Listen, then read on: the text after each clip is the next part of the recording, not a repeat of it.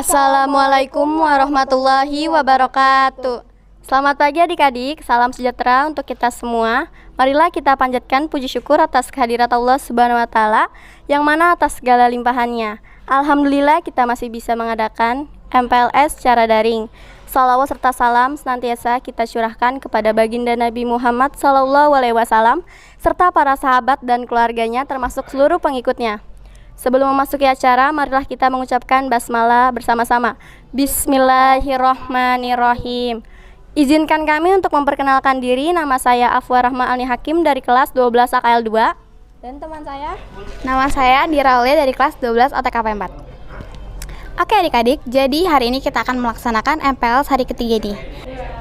Oke, jadi MPLS hari ketiga ini itu ada agenda. Yang pertama itu pemateri.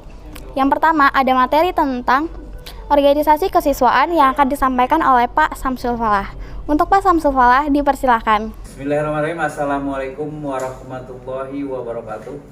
Alhamdulillahirabbil alamin. Wassalatu wassalamu ala asrofil anbiya'il mursalin wa ala alihi washabihi ajmain. Amma ba'du. Yang Bapak cintai, anak-anakku semua, calon siswa-siswi SMK Negeri 2 Kabupaten Tangerang. Ya. Puji dan syukur kita panjatkan kehadirat Allah Subhanahu wa Ta'ala, yang mana pada kesempatan ini kalian bisa melangsungkan kegiatan MPLS secara daring. Ya. Mudah-mudahan kita semua diberikan kesehatan, keselamatan dari Allah Subhanahu wa Ta'ala, dan kita diberikan nikmat yang tak terhingga, nikmat Islam, nikmat iman. Sholawat beserta salam marilah kita panjatkan ke Nabi kita, Nabi besar Muhammad Sallallahu Alaihi Wasallam, pada keluarganya, sahabatnya, serta pengikutnya sampai yaumil akhir. Dan kita mendapatkan syafaat dari beliau, amin ya robbal alamin. Anak semua, selamat datang ya di SMK Negeri 2 Kabupaten Tangerang. Bapak perkenalkan terlebih dahulu ya, slide kedua. Bapak nama Samsul Falah, SPMSI. Tempat tanggal lahir Bapak di Ciamis, lahir 5 Agustus tahun 1976. Pekerjaan Bapak guru di SMK Negeri 2 Kabupaten Tangerang itu semenjak tahun 2000. Itu masih zamannya SPMA. Nah, tahun 2008 sampai 2011 Bapak menjabat sebagai Ketua Kompetensi Keahlian Teknik Komputer dan Jaringan. Tahun 2012 sampai 2014 Bapak menjabat sebagai Sekretaris Kurikulum. Tahun 2015 sampai 2019 Bapak diangkat sebagai Wakil Kepala Sekolah Bidang Kurikulum. Nah, sekarang 2019 sampai sekarang Bapak menjabat sebagai Wakil Kepala Sekolah Bidang Kesiswaan. Bapak tinggal di BSD Bumi Serpong Damai. Ya, kalian bisa mampir ke sana. Itu biodata Bapak Samsul Falah ya. Oke, materi yang akan Bapak sampaikan adalah tentang organisasi siswa intersekolah atau OSIS. Langsung saja. Apa itu OSIS? Ya, OSIS adalah organisasi dibentuk dari kalangan intrasekolah, internal sekolah yang dibentuknya. Luar sekolah atau dari organisasi politik, yaitu namanya OSIS. Itu berdasarkan TAP MPR, keputusan Mendikbud, dan juga Undang-Undang 145. Nah, OSIS diterapkan sebagai salah satu jalur pembinaan, meliputi organisasi kesiswaan, latihan dasar kepemimpinan siswa, dan pembinaan siswa, juga kegiatan ekstrakurikuler. Nah, itu meliputi itu ya, OSIS. Definisi OSIS ya. Pengertian OSIS secara semantis, ya OSIS merupakan singkatan dari organisasi siswa intrasekolah. Organisasi itu adalah kelompok kerjasama antar siswa untuk mencapai tujuan bersama. Dan siswa adalah peserta didik pada satuan pendidikan. Intranya adalah berada di dalam dan di antara siswa tersebut. Jadi kalau siswa tersebut sudah lulus, itu tidak termasuk ke dalam lingkup organisasi OSIS. Dia sudah meninggal. Sekolah itu satuan pendidikan, tempat penyelenggaraan kegiatan belajar mengajar, ada di sekolah. Ya. OSIS adalah secara organisasi itu satu-satu ada organisasi siswa yang sah di sekolah. Pengertian secara fungsional, OSIS merupakan salah satu dari 4 jalur pembinaan kesiswaan di samping latihan kepemimpinan, ekstrakurikuler, dan wawasan wiyata mandala. Pengertian secara sematis selanjutnya, siswa yang bekerja sama untuk mencapai tujuan bersama. Ciri-cirinya apa? Yang pertama, berorientasi pada tujuan, memiliki susunan kehidupan kelompok, berkoordinasi. Yang selanjutnya adalah berkelanjutan dalam waktu tertentu atau regenerasi. Ya, regenerasi itu ciri-ciri dari bentuknya OSIS. Slide selanjutnya, tujuan OSIS itu apa? Yang pertama, menghimpun ide, pemikiran, bakat, kreativitas, serta minat siswa.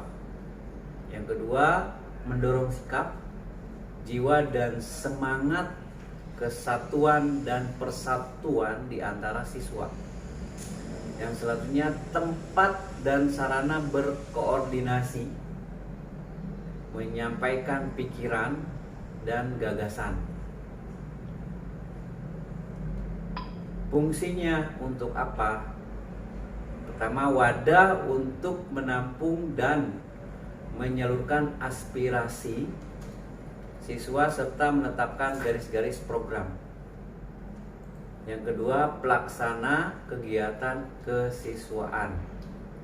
Yang ketiga, sarana komunikasi antar siswa. Yang keempat, wadah pengembangan potensi diri siswa sebagai calon seorang ilmuwan dan intelektual yang berguna di masa depan. Yang kelima, pengembangan pelatihan, keterampilan organisasi, manajemen, dan kepemimpinan siswa. Yang keenam, pembinaan pengetahuan, ya, pembinaan pengetahuan, pengembangan dan pemberdayaan, serta kecapanan hidup atau life skill. Yang ketujuh, pembinaan, pengembangan, dan pemberdayaan kader-kader bangsa. Itu fungsi daripada OSIS. Yang pertama, sumber daya. Yang kedua, efisiensi. Yang ketiga, koordinasi kegiatan sejalan dengan tujuan. 4, pembaharuan. Yang kelima, kemampuan beradaptasi dengan lingkungan luar. Harus mampu seperti itu. Yang keenam, terpenuhinya fungsi dan peran seluruh komponen. Selanjutnya, manfaat OSIS. Yang pertama, meningkatkan nilai-nilai keterampilan terhadap Allah Subhanahu wa Ta'ala yang Maha Esa. Itu halus. Yang kedua, meningkatkan kesadaran bangsa, berbangsa, bernegara, dan cinta tanah air. Yang ketiga, meningkatkan kepribadian dan budi pekerti, berbudi pekerti yang luhur. Yang keempat, meningkatkan kemampuan berorganisasi, pendidikan politik, dan kepemimpinan. Yang kelima, meningkatkan keterampilan, kemandirian, dan percaya diri. Itu harus bisa. Yang keenam, meningkatkan kesehatan jasmani dan rohani. Yang ketujuh, menghargai dan mewujudkan nilai-nilai seni, meningkatkan dan mengembangkan kreasi seni. Itu 7 manfaat daripada OSIS ya. Harap kalian bisa kreatif, inovatif ya. Dan juga bisa percaya diri sehingga kalian mampu untuk bisa mengembangkan ide-ide kamu. Tugas pengurus OSIS: yang pertama, menyusun dan melaksanakan program kerja. Yang kedua, selalu menjunjung tinggi nama baik, kehormatan dan martabat sekolah. Itu penting. Yang ketiga, kepemimpinan pengurus OSIS bersifat kolektif. Yang keempat, mampu menyampaikan laporan bertanggungjawaban kepada pembina OSIS, MPK, dan tentunya kepada perwakilan kelas pada akhir masa jabatan.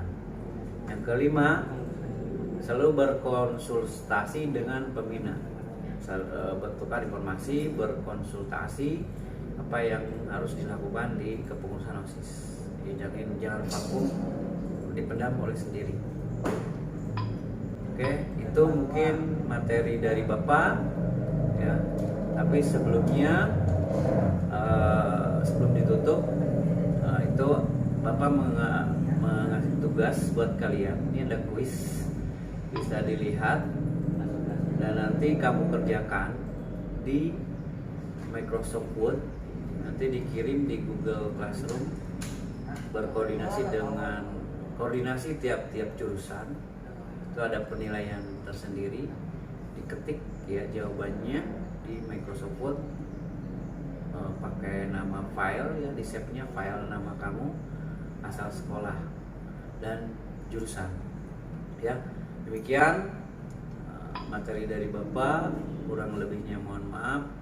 Wabillahi taufiq wal hidayah. Wassalamualaikum warahmatullahi wabarakatuh.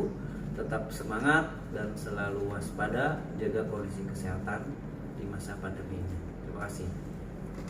Oke, gimana nih tentang materi pertamanya? Semoga bisa dipahami ya. Kalau kalian ada pertanyaan, bisa ditanyakan di Google Classroom. Oke, karena kita sudah di penghujung acara, kakak mau kasih pesan, jangan lupa kalian kerjain tugas-tugas yang udah ada di Google Classroom, dan kalau ada pertanyaan, kalian bisa tanya juga di situ. Jadi, materi pertama pada MPLS hari ini dengan mengucap Alhamdulillah. Kurang lebihnya mohon maaf. Wassalamualaikum warahmatullahi wabarakatuh.